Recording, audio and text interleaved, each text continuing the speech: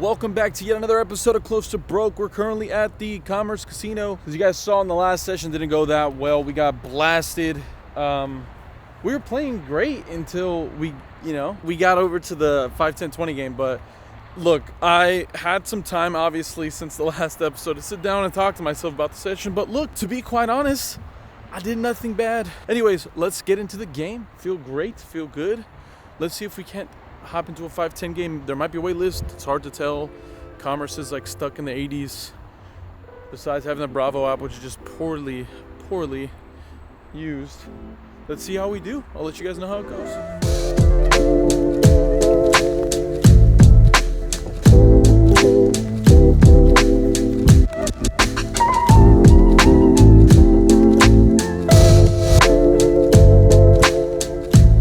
Before we get into today's episode, which is pretty much the poker session from hell, there are a couple of really important things and some more happy things to talk about. First and foremost being we're ending the year out. Finally, 2021 is coming to an end. But I don't want to soak on the bad things. I want to talk about something that's really important to me, and that's the unbelievable growth and the community that you folks have built here at Close to Broke.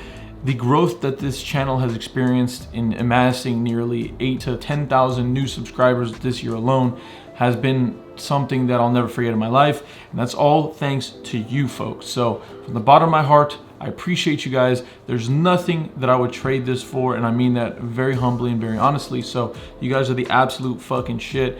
Keep doing what it is that you guys do. Like the video, subscribe, notifications. You guys know the deal, man. Appreciate you guys as always. If you haven't already, make sure to follow us on Instagram. Follow me on Twitter down below. All the links will be in the description. At the very top of it will be a bit.ly link so you guys can actually play with us, being Mariano, Rampage, Johnny, Lynn, and myself on the virtual felt over on Club GG and the Splash Squad. Anyways, see you guys in the next time. Appreciate you guys supporting the videos as always. Make sure to like, comment, and subscribe. Do all the good stuff. And until then, deuces.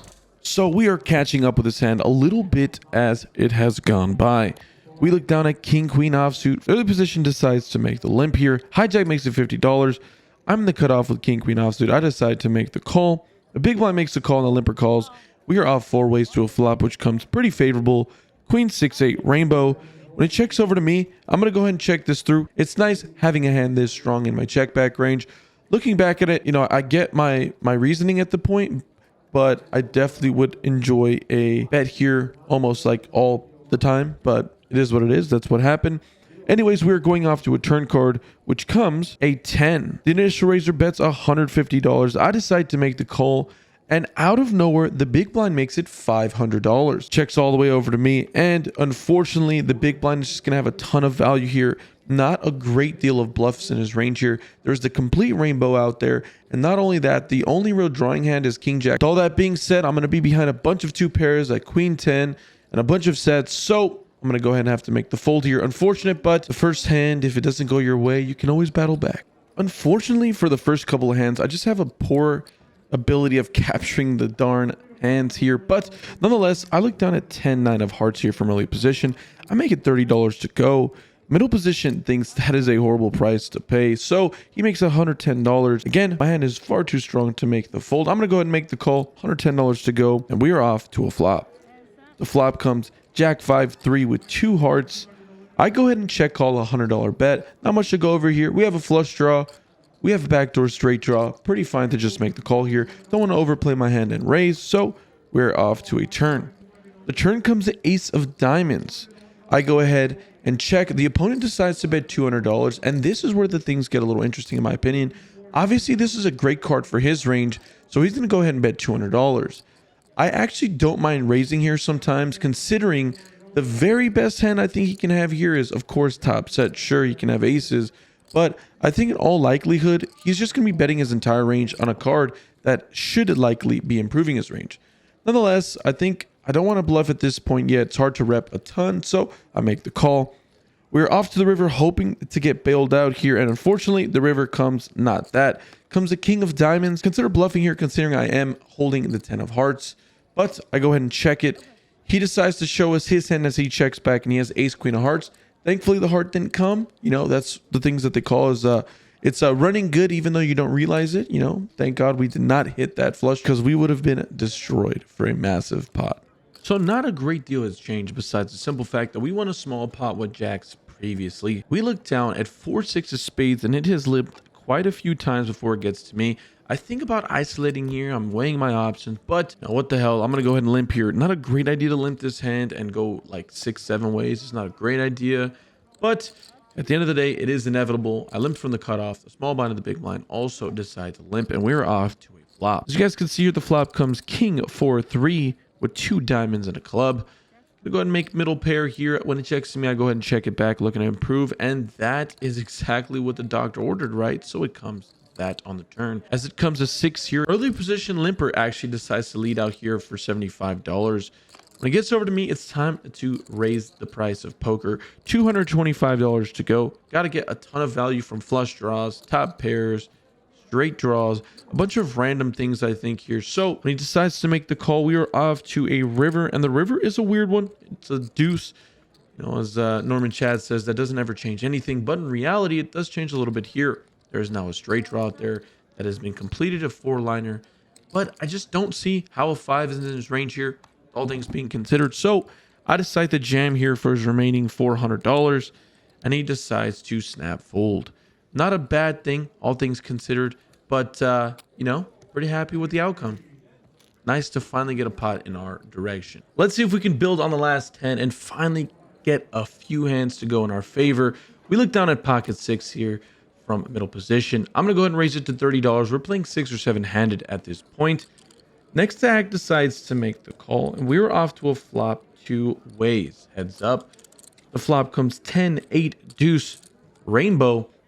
I'm going to go ahead and c-bet here. Not a horrible board for my hand. Besides Jack 10, Ace 10, King 10, not a whole lot of top pairs, I think, in my my opponent's range. And nonetheless, it's good for equity denial. So I decide to c-bet $55. The opponent pretty quickly decides to make the call, and we're off to a turn card.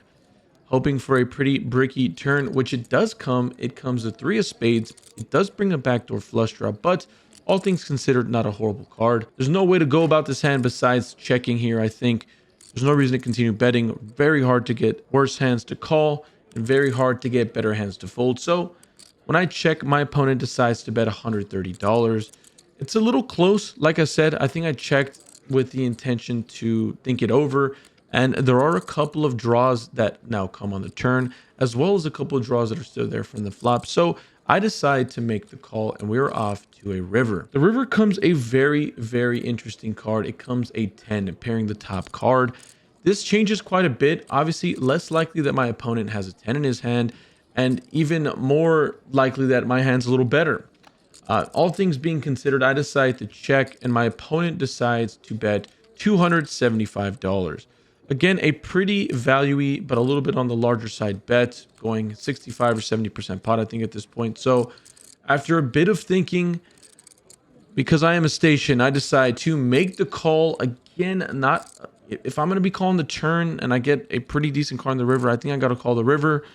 Unfortunately, we are wrong once again. My opponent decides to show us King 10 here. So nothing feels as good as being wrong, and we're going to be wrong a lot this session. So can't really blame anyone besides myself there. On to the next hand. Let's see if we can finally build some type of momentum to get us in the right direction.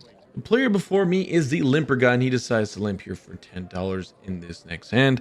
I look down at Jack 9 suited here next to act. I'm going to go ahead and make it $40 and isolate this player. He's been limping quite a bit. When that's the case, in position, I'm going to be looking to isolate this player almost like 1,000,000% of the time with a decent holding. So $40 to go is the new price. Folds all the way back to him, and he decides to make the call. The flop comes 994. I decide to c-bet here for $25, and he decides to raise here. This is the fun part about down betting, is sometimes I'm just going to absolutely smoke the flop. So when that's the case and I get raised, it's really a great feeling. So I decide to just make the call here at this point, looking to improve on the turn if I can. It's hard to ask to improve any more than this, but the turn is the bingo, bango, bongo card. It's a jack. If it wasn't enough that we had trips, now we have a boat. And what's even better is that he decides to lead for $150. We decide to min click him. We're just playing I don't even know what the form of poker we're playing is at this point. We're just being ridiculous. But min clicking seemed like a decent thing to do. I don't want to miss out on value, especially now since the turn brings a backdoor flush draw. He decides to make the call pretty quickly, and we're off to a river. The river comes a queen of hearts. It does bring the backdoor flush in. When he checks over to me, I'm going to go ahead and jam here for $1,100 total approximately. My opponent goes deep within the tank, and I mean deep. Just kidding, he decides to fold pretty quickly, and we win a pretty hefty sized pot. Finally, some light at the end of the tunnel. Hopefully we can string some of these hands together and build ourselves a pretty decent stack and get out of the hole. If you guys are new to the channel, please make sure to like the video, comment down below, let me know what you guys think of the video so far, and subscribe if you're new. Thank you guys as always, and enjoy the rest of the video because there's way more hands to come. Let's hop right into it. We look down at ace queen here off suited. I go ahead and make it $45. There is a post from the cutoff here, and there is a limper in early position. So gotta bump up the price of poker to make this a little more pricey to go. Anyways, he calls, the button calls, a small blind and the big blind all call as well. And we're going pretty much family sized to the flop here. Family sized to the flop here. The flop comes 8-5-5 with 2 hearts. I am not holding a heart in my hand. This is an interesting spot where I don't really know what to do sometimes in these spots here. Obviously, I have no real backdoors on this board texture besides maybe the wheel, I suppose. But otherwise, I do just have 2 overs, but it's also not a board that does a whole lot for my range, especially not the early position isolation range that I am currently possessing. Anyways, after checking, when it gets checked over to me, the cutoff decides to bet $110. Big blind calls, and it's back on to me. In my opinion, I think the big blind is unbelievably weak in this situation. It's really hard for the big blind to have a really strong hand on this board texture and just flatting here, considering there is a flush draw out there that the big blind has to worry about. I am a little concerned about the cutoff, considering he did have to post a $10 pre-flop. But all things considered, besides maybe ace-5, 4-5, and 5-6, there's not a great deal of, I think, 5s in his hand. And again, I think that they would all have to be suited for it to make any sense. All things being considered, I go ahead and think this is a great time for some reason to raise it up. Call it a punt, call it ridiculous. Honestly, I think I deserve it in this one, but I feel like I can definitely have a reasonable hand in this situation. Aces, queens, kings, those kind of hands maybe can do this sometimes. So I decide to raise here. $340 to go. Gets back over to the cutoff player who decides to go into the tank. Obviously, if it's tanking, he must have a reasonable hand, and this is no fun at all. I was kind of hoping for 2 quick folds and just calling it a day here, but the cutoff decides to 3-bet me to $800. This is absolutely not fun, but to be quite honest, our ranges have now become extremely narrow, and his have become even more narrow somehow. The big blind gets out of the way, obviously, and when it's back on to me, I mean, he's kind of only representing a 5, quads, or a boat. And obviously that's really unlikely considering a lot of those cards are here on the flop. After quite a bit of thinking, I feel like my opponent can easily have a flush draw, some kind of a combo draw, like 6-7 of hearts, or 7-9 of hearts, something in the wheelhouse of that. So I think I want to call here sometimes, or at least that's what I'm thinking at the moment. I'm not trying to say that this is the right play because God knows it's not, but at least in the moment I'm trying to kind of give you guys exactly what I'm feeling at the table. So I decide to make the call, hoping to improve in some capacity to make this a little easier. After a bit of time, the dealer puts out the turn card, which is a pretty magical one. If I was feeling a little shitty on the turn, at least I feel a little better. The turn comes the queen. I go ahead and check, and the opponent quickly decides to jam here. Again, if I'm calling the flop, I don't think I can be folding the turn here. He's going to go ahead and jam somewhere around $700 here on the turn. I pretty quickly decide to make the call. The river comes out, an ace, so we make top 2 pair, but unfortunately that is worthless as we are against King 5 suited. The King 5 of diamonds is going to do it.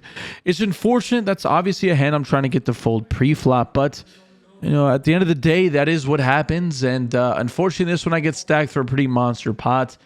If I'm not mistaken, I think he went all in for around 800 on the river there. Something in the realm. It's an unfortunate spot. I am not one to shy away from when I play things really bad. And when I do things poorly, I'd like to show it to you guys.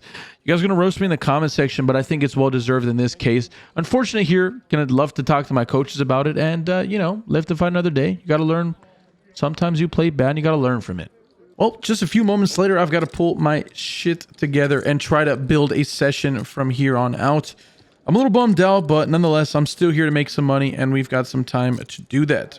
The night is still early. It's probably like 2:30 a.m., and I'm not going to be getting out of here anytime soon, I guess. So, anyways, a few hands later, or maybe if not the very next hand, we look down a king-queen offsuit. Under the gun opens to $35. I'm here in middle position. I decide to make the call. The button makes the call as well, and we are off to a flop three ways. The flop comes king 5-4. An outstanding flop for my hand. Very, very dry, if I could say so myself. IR decides to check. We bet $65, and he raises to $210. A little bit of an interesting situation. I don't know what he's repping. Maybe ace, king, aces, kings, something along the realm. But it's hard to fold when you make top tier and have a good kicker. So I'm going to go ahead and make the call and see if we can improve. The turn comes exactly what we were looking for and hoping for, as it comes the queen of hearts. It does bring a backdoor flush draw, but we do have top two pair. Not going to be getting away from this very often. So when the opponent decides to lead out here and jam for nearly $700, having me covered as I am the effective stack, I'm going to go ahead and make the call here. Never going to be folding under any circumstance. Not a chance in hell. So we are off to a river, hoping to break out. Don't want the board to pair and don't want to see a flush card out there. The river comes an absolute brick and we scoop. Our opponent does not show, but he does say that he has pocket aces. Probably likely. Just happened to play it in a little bit of an unorthodox way. But nonetheless, we got lucky. Can never complain about that. Happy to win a pot finally in a big spot. And we're looking to improve ourselves and head over in the correct direction. Let's go. Like I said, by this point in the session, I'm realizing that I'm trying to get into the right direction. My headset is perfectly sound. I've been moved to a new table, and this table looks outstanding. The action looks good, and I'm ready to finally change my fortunes as I'm in the big blind to play my very first hand on this new table. Early position decides to make the limp here. Cutoff decides to make it $40. The small blind, who is an older gentleman, decides to make the flat call. I look down at pocket tens here. The OMC here has about $800 effective, and that is something notable to keep in mind. I'm going to go ahead and make a little bit of a larger sizing here, make it $205 to go. 5x is a very reasonable amount considering I'm out of position to nearly every player except for the small blind, and there's a limper and an initial raiser and a call already in front of me. Gets back over to the cutoff, who decides to tank for quite a bit of time before eventually deciding to fold. When it gets back over to the OMC, he says that he'd like to gamble and go home or whatever. He decides to make the jam for $800 whenever folding here. So we decide to make the call. We're off to a run out, hoping to finally find some good fortune in our favors. The flop comes 9, king, king. A pretty decent flop for our hand here. The turn comes another king, improving us to a boat. Not scared of a whole lot. But the river comes an ace. And when my opponent shows ace 10, I'm in complete disgust. I cannot believe it. And you guys can hear from the audio. I'm pretty disappointed. But that's just how today's session goes. Even when I get it in good, it's bad. Oh my God. Let's see if this session from hell can't get any worse somehow. Just want to briefly interrupt you folks in today's video by letting you guys know down below there is a link to join Club GG and the Splash Squad. It's where you can find myself, Johnny Vibes, Rampage, Mariano, Lynn, all the most fun vloggers, and actually play with them on a day-to-day basis. It is the virtual felt. We play very often on there. There's no way you can miss us. And if you guys haven't already, please make sure to click that link down below. The signing up process is unbelievably easy. And again, the security is unmatched. If you guys want to hang out with us, like I said, on the virtual felt, there's no other place to do it. See you guys there. Enjoy this last hand. This is the doozy magoozy that we've all been waiting for. Back to the session of hell, though. At this point, I was thinking about leaving, but honestly, this table's actually good action. They're giving the action. There's good fun. The pots are getting fairly big, and I think it'd be a really dumb decision to get out of here. I feel okay, all things considered. I mean, I've been getting mollywopped all night, but you know, I haven't been playing bad poker for the last 2 or 3 hours. I think I've just been getting a little unlucky. Anyways, all that being said, we find ourselves in an incredible hand that, I mean, you guys will just see how it goes. Early position, decides to limp here. I look down at Jack 10 offsuit, and I'm going to go ahead and isolate this player when I'm in position against this player. He's been limping and giving a ton of action, so when I'm in position, I'm looking to build the size of the pot and try to get, you know, like I said, a little juicy situations. The big blind decides to make the call as well as the limper, and we are off to the flop. The flop comes 10-5-3 with 2 hearts. I decide to c-bet for $80 when it gets checked over to me, and only the big blind decides to make the call after a little bit of tanking, and we're off to the turn. The turn is an unbelievable card. Finally, the session looks to be going in the right direction as it comes a 10. There still is that flush draw that we have to worry about, but all things considered, having top trips here with the 4th nut kicker is not a bad situation to be in. I'm going to be in a wonderful situation against 8-10 and 9-10. I mean, it's really hard to complain, to be quite frank. Anyways, after a little bit of time, I decide to bet $250, going nearly the size of the pot here. I feel like I can be getting a ton of sticky calls from any pair by this point. And again, the big blind can definitely have a 10 in his range. 9-10 suited, 8-10 suited definitely makes sense in this situation. So after all that, again, I do bet $250. And my opponent goes deep within the tank.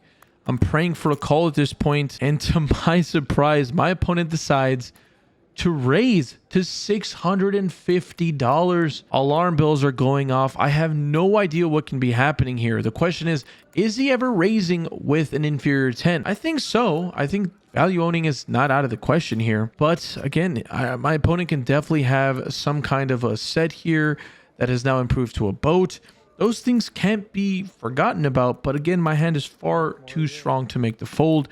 I'm not excited to see all the chat warriors describing about how easy this fold would have been, I guess. But again, it's just, I just can't make the fold here. After all that, I decide to make the call. We're off to a river looking to, I guess, improve or not see any heart, or I don't know. I don't even know what I'm expecting for on the river. The river comes a 6. The villain decides to jam here, having me covered.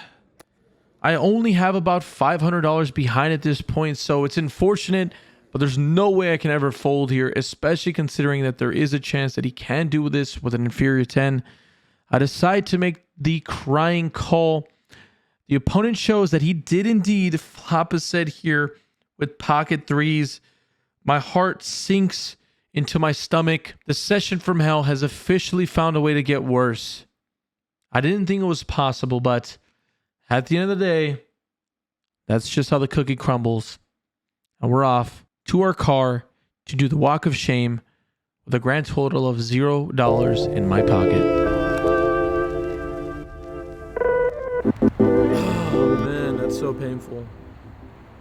I feel like last session we ran bad. I don't think I made a single bad play in the last session. You know, if you didn't see the episode, you guys can check it out. It's the one right before this one. And, you know, like I said, that's not a bad thing. It happens in poker, and I've been running like God for like the last month. So, you know, makes sense. I'll probably be back in the LA area for the foreseeable future. I probably won't be going down there. I mean, I have to because I have a sports bet that cashed at least. But I appreciate you guys as always. Man, I know you guys were begging to see some losing vlogs, and these last 2 have been fucking killing me, but just hanging out editing the video. And I forgot to mention what we were in and out for. We were into the game for $4,300 and out for a grand total of 0, making it one of the worst losses we've had on the vlog to date, but that's okay. A lot of great episodes in store for you guys to come. So if you haven't already, make sure to like, comment, subscribe, turn on the notification bell if you haven't already. And like I said, be excited because we have quite the upswing on the horizon. See you guys soon.